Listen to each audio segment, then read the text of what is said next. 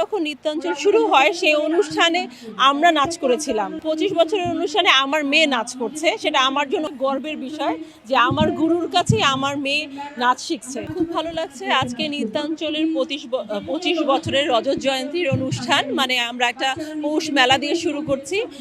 2000-এ যখন নৃত্যাঞ্চল শুরু হয় সেই অনুষ্ঠানে আমরা নাচ করেছিলাম, আর আজকে 25 বছরের অনুষ্ঠানে আমার মেয়ে নাচ করছে, সেটা আমার জন্য অনেক বড় একটা বিষয়, গর্বের বিষয় যে আমার গুরুর কাছেই আমার মেয়ে নাচ শিখছে। আমি খুবই আনন্দিত এই পৌষ মেলা নিয়ে। মেলায় ঘুরে ঘুরে পিঠা খাচ্ছি, ঝালমুড়ি খাচ্ছি, এখন নাচ হবে, সেই নাচ উপভোগ করব।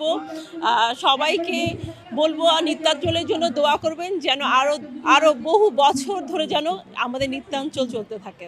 নাচ জানি দেখে অভিনয় করতে আমার মানে সহজ হয়েছে সব কিছু, কারণ নাচের মধ্যে তো অভিনয়টা রয়েছে, আর অভিনয় নাচ কোনোটাই তো আলাদা না। সো নাচ যেহেতু জানতাম, যার কারণে অভিনয় করতে অনেক সহজ হয়েছে আমার কাছে মনে হয়। এখনকার প্যারেন্টসরা অনেক সিরিয়াস, বাচ্চাদের যখন নাচ করায় তারা মারা অনেক অ্যাক্টিভ থাকে। আমাদের সময় দেখা যেত 2-1 জন মা অনেক অ্যাক্টিভ থাকতো, আর অন্য মারা আচ্ছা ঠিক আছে করছে নাচ, অতটা মানে ডেডিকেটভাবে ছিল না। কিন্তু এখনকার মারা অনেক বেশি মানে বাচ্চাদের পিছু শ্রম দেয় আমি মনে করি। প্রত্যেকটা প্যারেন্টসই বাচ্চাদেরকে সাপোর্ট দিচ্ছে, হচ্ছে, কিন্তু আরও বেশি হওয়া উচিত ছিল নাচের।